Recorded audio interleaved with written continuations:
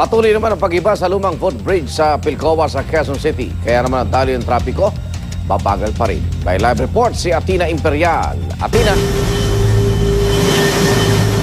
Yes, Igan. Kumpara nga kahapon ay mas nadadaanan na ng mga motorista itong Commonwealth sa may Pilcoa na papuntang Quezon City Circle na under construction ng Department of Public Works and Highways o DPWH.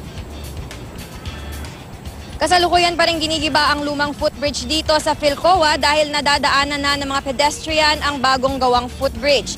Dahil sa paggibang ito ang nagsisilbing service bay para sa mga bus at kaliwang bahagi ng kalsadang PAQC Circle ang siyang nadadaanan ng mga sasakyan, dahilan para magsikip ang daloy ng trapiko. Ayon sa DPWH, hanggang bukas ng madaling araw pa ganito ang magiging sitwasyon.